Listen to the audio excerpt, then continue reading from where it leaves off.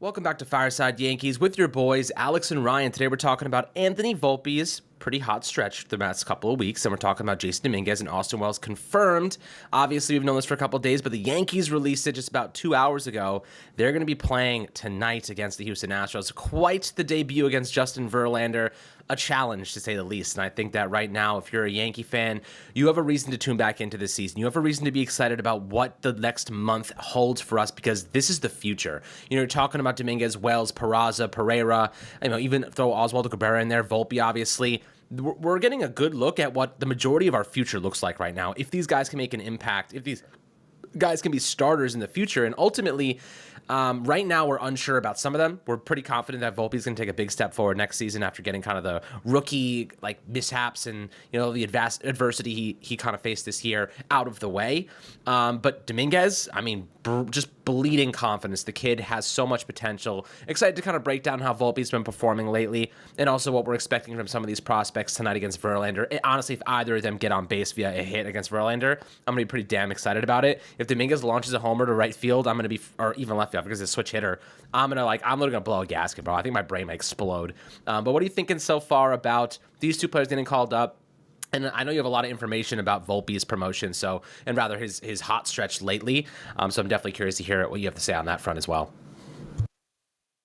Yeah, so right now the Yankees are in a really exciting spot to be in, and that's in a spot where you have, guys like Jason Dominguez, Austin Wells, Everson Pereira, Oswald Peraza, Anthony Volpe. Hell, you can even throw Oswaldo Cabrera in that mix, I guess. They're all going to get major league at bats, and they're going to play a lot of games. I feel like the frustration around the Yankees this season is going to be something that we talk more about in the offseason, right? The disappointment that was the 2023 season for the New York Yankees is still a relevant topic, but right now the focus is on the future, and we've talked about this on multiple podcasts, the importance of playing the kids and seeing what you have in the system. Kind of looking at Jason Dominguez and Austin Wells here, they're kind of two different players in terms of, where their stock is right now, right? Austin Wells is actually having a down year compared to his 2022 season. And it wouldn't be fair for me to sit here and, talk about what Austin Wells has done without talking about, the negatives, the positives. I think that's all, it's all important when we're discussing a player.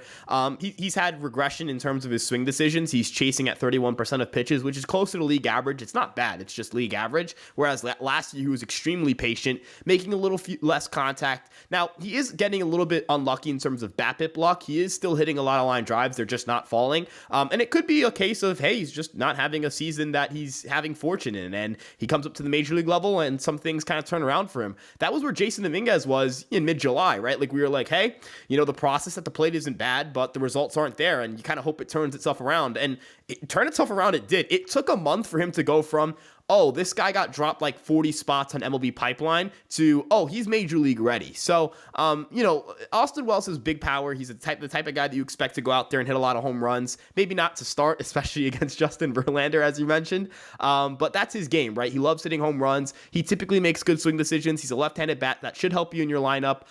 In Jason Dominguez's case, he's the swing decision king of this organization. He embodies the skill of pitch recognition and plate discipline. He swings at just 21.2% of pitches out of the strike zone. That is in the 98th percentile, guys. His zone swing rate, 70.5%. That's in the upper percentiles as well. If you want to look at the list of major league players who chase fewer than 22% of pitches and then swing in zone over 70% of the time, that list is 0 players. There isn't a single qualified major league player to accomplish that. Obviously, it's harder to do at the major league level than it is the minor league level, but Jason Dominguez has elite level pitch recognition, great speed. He's stolen 40 bases in 48 attempts. He has 15 home runs. He has a 121 WRC plus. The big number that stands out here is that 377 on base percentage between AA and AAA. The whiff rates have gotten better for both of these guys. They're both guys who have above average whiff rates. Which means that they make more contact than the average hitter at the minor league levels they played at. Obviously, both of them can hit from the left-handed side, as you alluded to, Jason Dominguez being a switch hitter, Austin Wells being a left-handed hitter. The Yankees have struggled against right-handed pitching, so having guys who you imagine are going to do well against right-handed pitching is a help. So, Wells is going to learn a lot about himself as a catcher. Jason Dominguez is going to learn a lot about himself as a center fielder, and the Yankees will learn a lot about these two guys as well, and I'm very excited to see what these two are capable of. So, I guess the question I'd leave you with, Alex, before I pass things off to you, is when you're looking at Jason Dominguez, when you're looking at Austin Wells, right, I think it's fair to say that you have to temper your expectations, right? But what would you consider a successful stretch for them to end this season? Yeah, it's really hard to say. Honestly, I think just showcasing their strengths. You know what I mean? The weaknesses are emphasized at the major league level. You're not going to turn a weakness into a strength at the major league level with a month of major league action if you're a prospect. But what you can do is to attack your strengths. Showcase that those strengths translate. If you can show that some of your potential translates to the MLB level, they will continue to invest in you as a potential option to start or whatever it might be, whatever role you can find yourself in, but you have to show it. You know what I mean? With Jason Dominguez, interestingly enough, he hasn't really showcased that power at the minor league level, but his plate discipline has been elite the last couple months. And I think his strength right now is just making good swing decisions, being disciplined, patient, waiting for a pitch to hit. I think that if he can show that, if he can drag an at-bat 8-9 pitches against Verlander, even if he strikes out at the end of it, I'm going to say, okay, like that kid's seeing the ball well. You know what I mean? Like not even some of the best batters in baseball can't even touch Verlander when he's on his game. If Dominguez can have a nice at-bat, take some pitches, see it well, those strengths, those are translatable. You can actually find the positives in that. But if he's aggressive, if he, Pereira's different. Like he wants to be aggressive. He wants to take advantage of those early fastballs and try to hit one, into center field or hit one out of the park, or he's just get on base via a hit. In general, that's his style. You want to see him taking advantage of those early counts. That's what Pereira has done really well at the minor league level. But when it comes to Dominguez, the discipline that we've seen, let's see if it translates. There's no better way than for him to get called up and face off against a Hall of Fame pitcher on day one. That is going to be a hell of an exciting kind of sequence tonight. We're going to see a lot of what Jason Dominguez is made of tonight. Can he hang in there with some really damn good pitchers? Houston has a tremendous bullpen. They have a tremendous starting rotation. You're going to see it over the next couple days if Dominguez can hold his own. And ultimately, the power, we know it's there. He just really hasn't unlocked all of it yet. It's just kind of like waiting to, it's almost like a dormant. It's like a bear, like hibernating. You never know when it's going to show up. But he hits so well for contact. I'm excited to see the athleticism pan out. I'm excited to see him in center field too, because a lot of people have questioned his defensive qualities. Can he man center field? Is that something he can do at the MLB level? He's definitely got the athletic profile to do it, but sometimes he has just mental lapses. So can he be a professional center fielder? Ryan, when you're looking at him right now, if you had to project, let's say Pereira and Dominguez are making their way, they're both going to be considered starters in the future. Let's assume that happens, like in a future kind of mentality. Who are you putting in center field and who are you putting in left? Because I feel like a lot of people think that Dominguez should be in center, but some people think that Everson Pereira profiles better as a center fielder. So, who do you think ends up as the primary option in center? Because I think that's going to be a big decision on, where they end up playing ultimately. Yeah, and another thing that matters here is that the Yankees clearly value defense up the middle, right? And we know this because they acquired Harrison Bader. We know this because they acquired Jose Trevino. Anthony Volpe, right? They're very happy with his performance at shortstop, but they were willing to go out and get Isaiah Kiner-Falefa because they envisioned he'd be a better defender than he actually ended up being at shortstop. At second base, right? Like a big thing for them was Glaber improving at the position. I know he made an error yesterday that we lost the game because of that error, don't get me wrong. But in terms of defensive metrics, like outs above average, he's plain average, right? So I think if he was a below average player there, the Yankees would want to move him off the position. The Yankees care about defense up the middle. And, I do think it plays a role in who's going to play center field. If Jason Dominguez is just an average defender out there, that's fine. You have Aaron Judge to the right of you. Left field is also a tough position to play. Like, I'm going to use Isaiah Kiner-Falefa here as an example. He's actually a plus defensive center fielder, but he's a really bad left fielder for the Yankees defensively. I don't think that's because he doesn't know how to play the outfield. His jumps are actually above average. We know Isaiah Kiner-Falefa is a faster guy. He's a pretty good athlete, and he actually grades pretty well in arm strength as well, which is surprising because that's what he struggled with at shortstop. But left field seems to be the position that he's had trouble with. Remember when Joey Gallo came over here? He struggled in left field defensively. It feels like that's just a tough part of the ballpark. So even if they think Pereira's the better defensive player talent-wise, does that further incline them to play him in left field? I guess that's really the question I have here.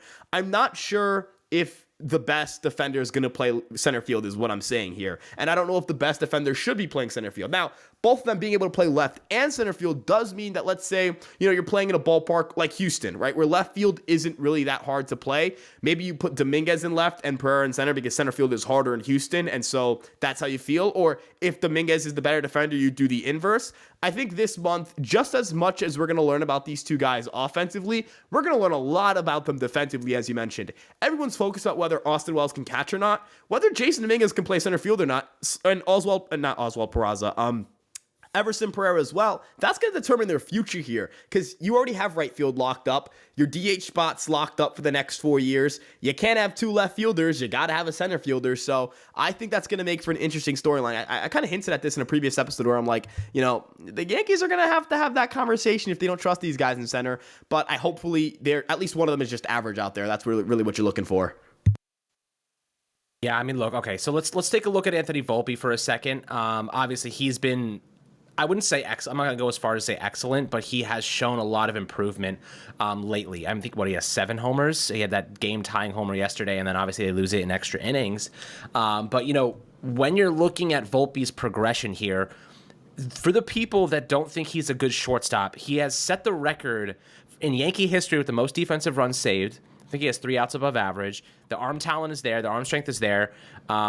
He's gotten physically bigger. Like, he looks more muscular. I think he's improved his overall strength and power.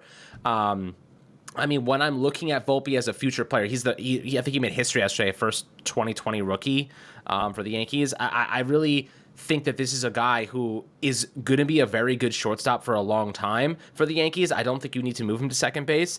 And I also feel as though he has the power that we knew he had power, but not like this. He could hit 30 homers a year because he basically missed the first 2 months of his season. He was really bad to start this year. If he wakes up in 2024 and he's as good as he is right now and he's getting better, you're going to see your shortstop hit 30-plus homers every season. You're going to see a shortstop that's a really solid defender, makes good contact. He's just getting better. He's going to become a leader on this team.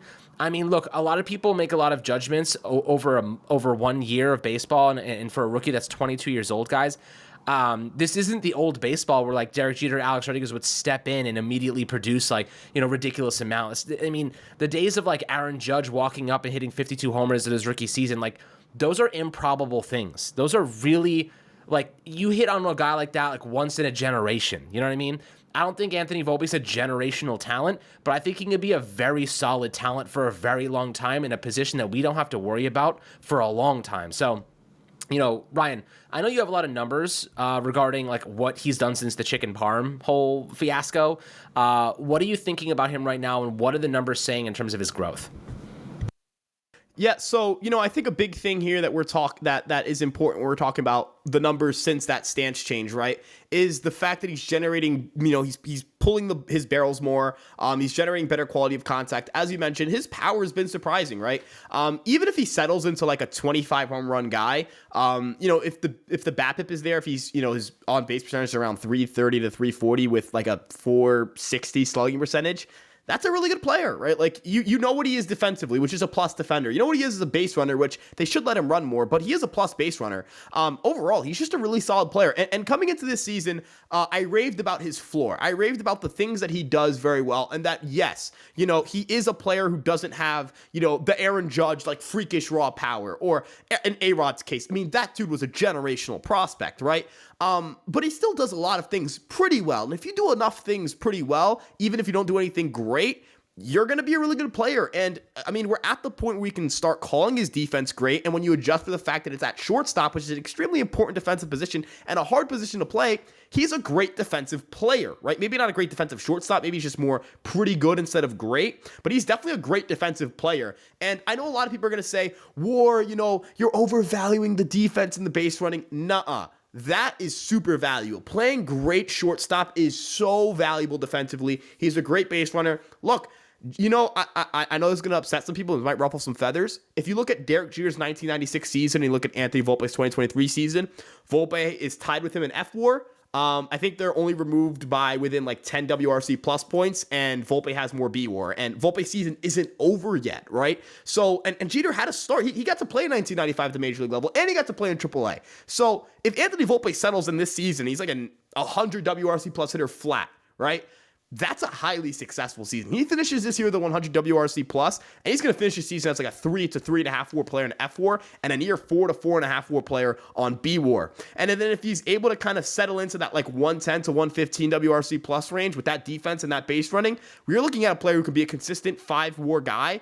And if you get a guy like that, you couple that with the Aaron Judges of the world, the Garrett Coles, you have some more prospects come up and be solid players. Really, what the Yankees are lacking are everyday major leaguers. It's why I sit up here on this chair and I defend Gleyber Torres. It's why I sit up on here on this chair and I rave about the times that Brett Gardner was a Yankee, because guys who are above average major leaguers and provide really good value, despite maybe not being a superstar caliber player, are highly valuable to winning titles, not just this year, but long term.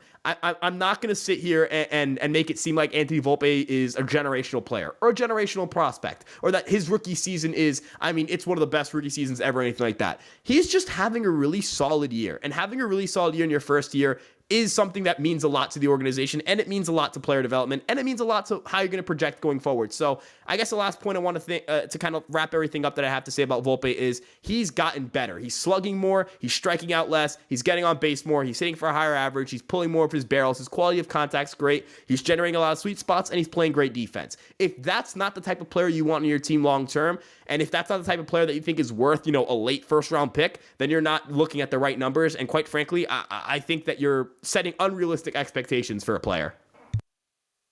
Yeah, and I think that's what a lot of people are thinking is like Volpe is going to be the next whoever, like superstar. Like, I don't think that he's ever going to be that superstar like Acuna or whatever. You know what I mean? He's not going to be Judge, but he could be a very good player. You know what I mean? Like, I think, would you compare him to like Corey Seager or something like that? Like, he could be a good, or Marcus Semien. I think that's maybe who you said.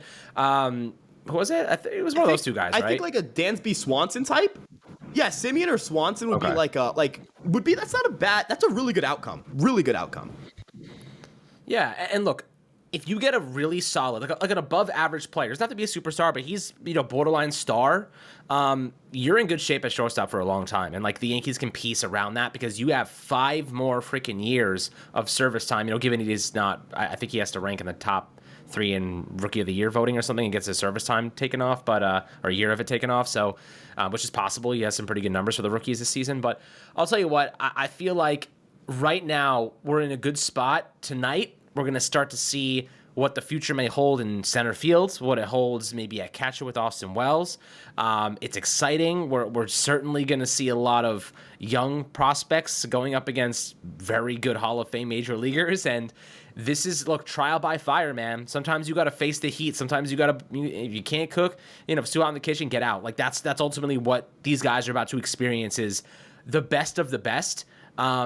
And if they can perform against the best of the best, even if they can get a hit, if they can collect a walk, they know they can do it against everybody else, right? If you can get on base against Justin Verlander, you can get on base against anybody else out there. And I think that's the mentality they have to have, is just make something positive happen, because if you can make one thing happen, it means you can do it again. So I'm really excited to see what these guys can do. Obviously, tomorrow we got you guys covered on the kind of post-game. We'll look at the recap of what they actually did.